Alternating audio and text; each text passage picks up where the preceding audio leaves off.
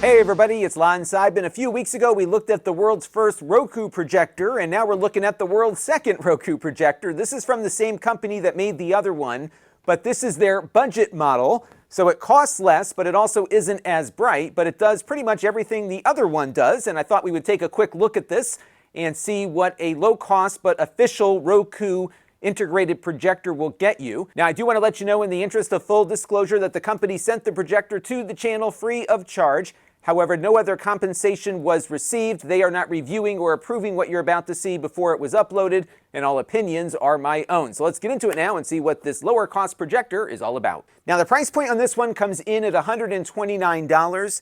At the moment, this is $50 less than their more expensive Roku TV offering that we looked at a few weeks ago. So what does this one lack that the more expensive one has? Well, the big difference here is that this one is not as bright, and the other one isn't all that bright to begin with, so this one's even dimmer than that. This comes in at about 280 ANSI lumens, so that means you're going to need to use this in the dark, whether it's a room at nighttime or a room where you can draw the blinds during the day and turn the ambient lights off. In my office here with standard office lighting, the image was not very visible, so you definitely need to get the blinds drawn for this to work well. The image that you're seeing on screen right now is pretty indicative of what my eyes are seeing in a darkened room during the day, so I think you can get a good image out of it, but again, you need to have a room that you can get pretty dark for the best results. They did say in the marketing that there are 3 brightness settings for this. I couldn't find those. I'm assuming it's on the brightest setting, just given what I'm observing with my eyes. But again, this is not going to be that bright of a projector, and most projectors at this price point are not all that bright. However, the image quality out of this looks the same as the other one, so I think the optics here are very similar, but again, the brightness is not as intense out of this. Like the other one, you have the Roku TV built in. This is completely unrestricted, so Netflix and all the other apps seem to work on it. We'll take a look at that in a minute. Additionally, you've got a USB port here that you can use for loading up your media files. Here you've got an HDMI input, so you can plug things into it. And then you've got a headphone jack here as well. This does have speakers built in. The sound is not nearly as good as the more expensive version. The more expensive one's sound isn't spectacular, but it did have a much better range of audio than this one does. This one is very tinny, very low quality speakers, so you may want to plug speakers into this if you wanted higher fidelity audio if you're doing a movie night or something. So there are some limitations here, but I expect that for the lower priced unit here, but the image quality is pretty good. Now, it does come with a remote control in the box, but you can also control everything directly on the top of the unit here. You can mount this upside down. You can use it with a rear projection screen, and you also have a mounting option here with a tripod mount if you wanted to put it up on something that can support it. Additionally, there is a foot here that you can unscrew to give it a little more angle if you need to, and then it's got a built-in Keystone adjustment that I'll show you in a few minutes for getting the screen to angle correctly when you employ this. But it doesn't go down too far, so you might have to put this on some books or something, or get a tripod mount of some kind to get it up in the air. Let me start off though with gaming, because I know a lot of people might look at this as a gaming option. Unfortunately, like the other one, the input lag on this is pretty severe. As you can see, the images look great on the games, just like they did on the prior version that we looked at, but you're going to have a pretty long delay between a button push and that push registering on screen. So what I do here is I record the output on the wall, in this case, with an iPhone at 240 frames per second, and I count how many frames it takes for a button push on a controller to register on the screen.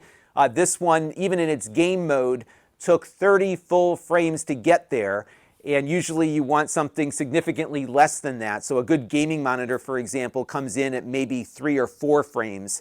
This one is significantly slower in its response rate. So games that are not all that twitchy will run fine on this, but arcade games and whatnot are not going to be a good choice for this projector. But for PowerPoint presentations and other things, provided the room is dark enough, I think it should be fine. So with that out of the way, why don't we get it hooked up and we'll do a live demo on my wall across the room here. All right, so what you're looking at now is pretty much what I am seeing with my eyes in a darkened room here. I do have the projector about 8 feet from the wall, and it's projecting out at about 85 inches, give or take. This, they say, is the sweet spot for this particular projector insofar as getting the best image, but again, you're going to need a pretty dark environment to make it all work, and that's, of course, what we've got going on right now. It does come with a Roku remote control. It looks very familiar if you've ever used a Roku before.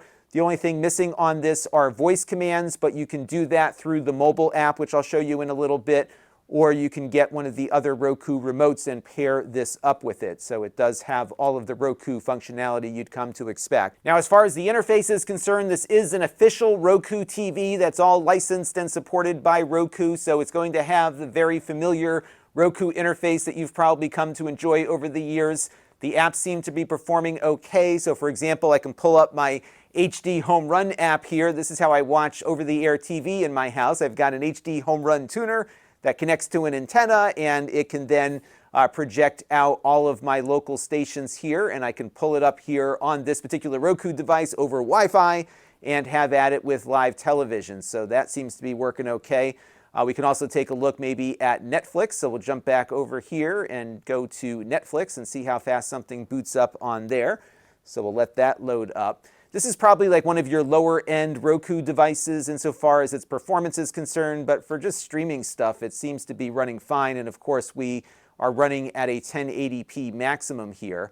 I'm going to boot up Meridian, which is a Creative Commons movie that Netflix has in their library that won't get me a copyright strike, and it's a great way to test things out here. So we'll just go ahead here and start from the beginning and see how this all works. So it'll take a second for it to spin up, but there you go. It looks pretty nice here on the screen, and I can fast forward here, maybe jump to a section a little bit further on in the film. It's a short film, and there you go. So you can see even in darker scenes here, it looks pretty good, again, with your room lighting at a darker level. It's not going to rival some of those $3,000 projectors you can get, but for the price point, I think it's adequate, and it's nice to have an official Roku interface here that works with all of the major streaming apps without any of those issues I've seen on some of the other cheaper Android projectors out there. Now, this is a 1080p 60 video playing back from my YouTube channel. I am seeing a couple of drop frames here or there, but it's largely able to keep up, and everything seems to be running just fine off of here, even with a higher frame rate YouTube video. So this should work for YouTube and Twitch and other things where you might see a 60 frames per second delivery of video content.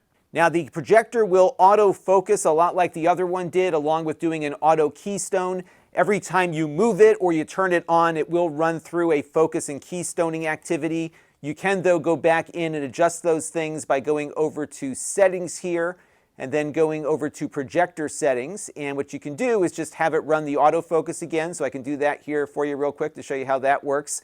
So it will try to find the sweet spot automatically. You will also have the option for the auto keystone here, where it will get things angled properly if you are using the little kickstand in the front of the projector there. But you can also go in and make manual adjustments to the focus, the keystone, and the zoom if you need to do that. But you have to do it all through the remote. There's no manual controls on the projector to do it. Now, because this is a Roku, it supports all of the casting features that Rokus are known to support. So for example, on the YouTube app here, I can click on the Chromecast icon, I can click on my projector, and what it will do is actually pass off this video to my projector so I can continue watching it. So I started it on my phone, and now as you can see here, it's running on the projector. I can pause it on my phone, and it will pause on the projection screen here, and I can, of course, start it back up again. And what's cool is that once you're done watching it on your projection screen, you can go here and cancel the casting, and it will pick up on your phone right where you left off. So that's a neat thing that you can do with it. Another cool thing is that it supports Apple's Airplay. So this will let you wirelessly stream from your Mac or your iPad or your iPhone to the display. Let me give you a great example of that. So right now I've got a sample presentation in Apple's Keynote application here. This is Apple's version of PowerPoint, and if I pull down my control center here and go over to screen mirroring, I can select the Roku projector here from my list of things, and once I do that, my phone will be mirrored on the projector, as you can see. But what's really cool is that because I'm running Keynote, I can actually have two displays going here. So I'm going to go ahead and initiate my presentation, and I've got one thing on the display working as like my presentation device, but on my iPhone I see something totally different. So it's actually able to output two different displays, one for the presentation and then one for me as the presenter on my phone, very similar to what I would have if I was connected over HDMI, which I think is pretty neat. This will also work with other devices too that support mirror casting, so you can pretty much stream anything to this projector, whether it's an Android phone, an iPad, an iPhone, a Mac, or a Windows device. Now, it also works with Roku's awesome mobile app, so you can use your phone for private listening. If you have headphones attached, the Roku's audio will stream to your phone as you're watching media. You also have a keyboard you can use for searches, which is a lot easier than searching with the remote. And you can also pull up this little shelf here at the bottom and load up apps directly. So for example, I can jump right into Netflix here just by tapping on the app, but they also make content recommendations that you can jump to directly. So if I wanted to watch The Grinch here, I can go ahead and find it on Prime Video and it will load up the app and get us right over there. So lots of cool stuff that you can do on this projector that you can also do on other Roku devices. And because this is, for all intents and purposes, a Roku smart TV inside of a cheap projector, you've got the ability to do all the Roku things. So pretty neat stuff here, and it works as expected. So altogether, if you like the Roku ecosystem and were looking for a cheap projector that had Roku built in, this is a good choice. What I've liked about the two Roku projectors I've looked at so far is that all of the apps seem to work, which is not always the case on the Android side, especially at this price point.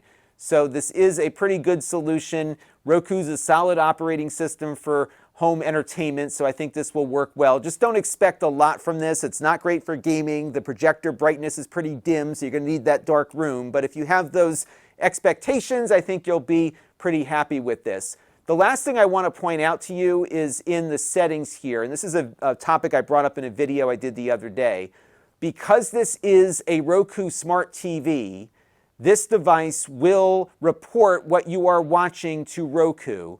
And to prevent that from happening, you have to turn off your advertising choices here, the personalized ad choices. Inside of the Smart TV experience here, you want to make sure that automatic content recognition is turned off, the content viewing disclosure is off, and the more ways to watch is off, because these devices make a lot of money for Roku by reporting what you do on them to the mothership. So you can disable these things, but usually by default they are on. The scariest one is the automatic content recognition, because what this does is it actually looks at what is coming in over the HDMI port and then fingerprinting that data and trying to match it up with Roku's servers to better direct advertising to you. So if you're not comfortable with a lot of that exposure, you can go ahead here and just turn off all of this stuff inside of the settings. But beyond that, it's definitely a Roku, including all the privacy issues. And I think it's a pretty solid device if you are looking for an inexpensive projector that can run all the apps. That will do it for this one. Until next time, this is Lon.TV. Thanks for watching.